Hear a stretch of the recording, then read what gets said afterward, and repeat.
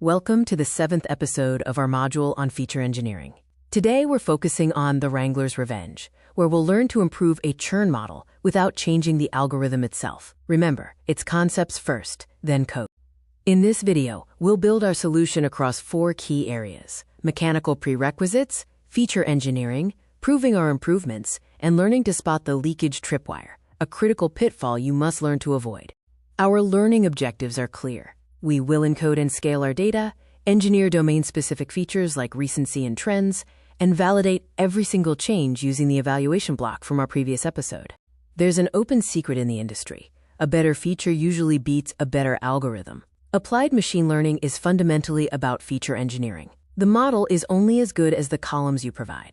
Why do performance gains come from better inputs? Because the model is a function, and you control its domain. We'll prove this by keeping the algorithm, hyperparameters, and test splits identical, changing only our features.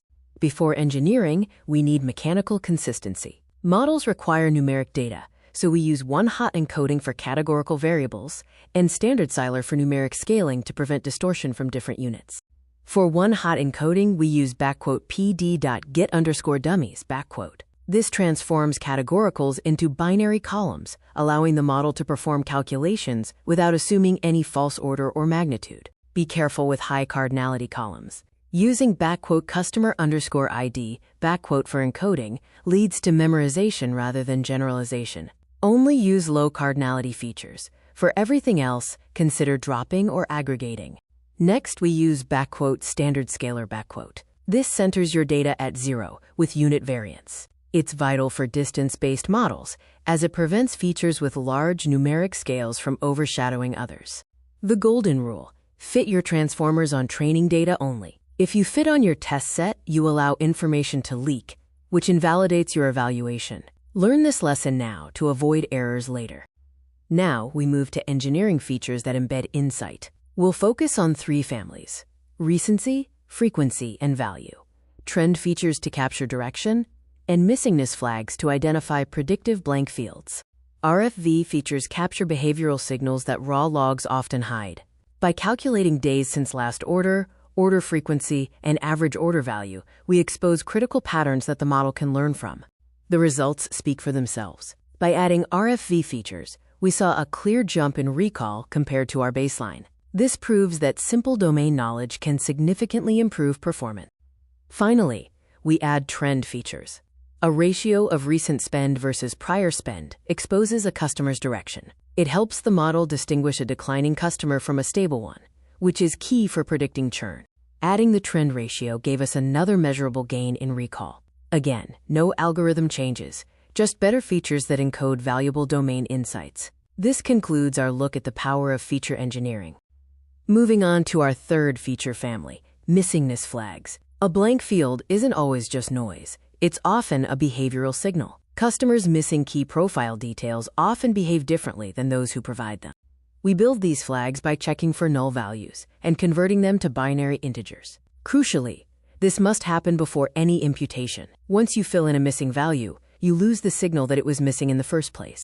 Our results table confirms the impact. By systematically adding these feature families, we've seen compound gains in both recall and precision. This additive process is the practitioner's secret to model improvement. To maintain this discipline, we follow a strict rhythm. Add a feature, rerun your evaluation block, and compare the delta.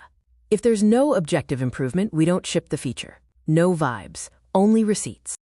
Now, we reach the leakage tripwire. We're going to build a feature that seems to make the model perform perfectly, but it's a trap. Developing an eye for too good to be true results is a vital skill. We'll create the "days_ until _account_ closed" feature. Because this relies on future information already present in our historical dataset, the model achieves near-perfect recall. But this is not a win. It is a critical warning sign. Why does this destroy evaluation? Because this feature encodes the label directly. It's reading the answer key. It works during training but will break in production, where those future closing dates are unknown. When a model shows suspicious brilliance, run an interrogation. Is the data available at prediction time? Does it encode the label? And would it actually exist in a production environment? Ask these before you celebrate. Leakage comes in many forms. Target leakage, where you accidentally use the outcome. temporal leakage, where future data sneaks in, and train test leakage, where your preprocessing fits on the whole dataset instead of just the training split.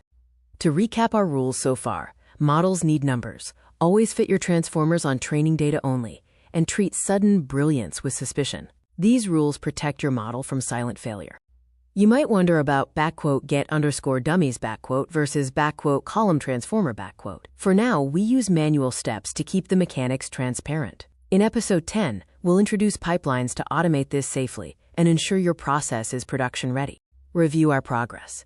We've successfully forged 5 feature families, validated them with our evaluation blocks, and learned to spot the leakage trap. This is the foundation of robust machine learning. Here is our completed results table. Notice how each addition improves our metrics until we hit the leaky feature, which spikes performance artificially. This table is your roadmap for every project.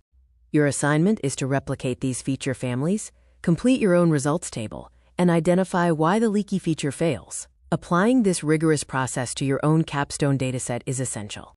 We are now moving from basic evaluation to the feature forge, setting the stage for more complex models. Keep this progression in mind as we prepare to introduce trees and forests in our next episode.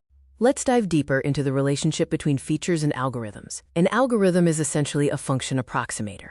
Given enough capacity, different algorithms often hit similar performance ceilings. The crucial insight? Your features determine that ceiling, while your algorithm just helps you reach it more efficiently. Domain knowledge is simply the expertise you bring to a problem. The engineering task is translating human observations into data. For example, inactive customers' churn becomes a days since last order column. It's not mysterious. It's about making those insights computable. Remember these 3 takeaways. The model only sees what you show it, so make every insight a feature.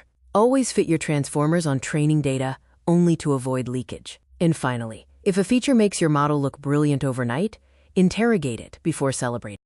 To recap, we focused on encoding and scaling, engineering new features, measuring their impact, and rigorously checking for leakage. By iterating on features rather than algorithms, we raised our recall from 0.61 to 0.82. That is the Wrangler's revenge. Coming up in our next episode, we'll explore trees and forests.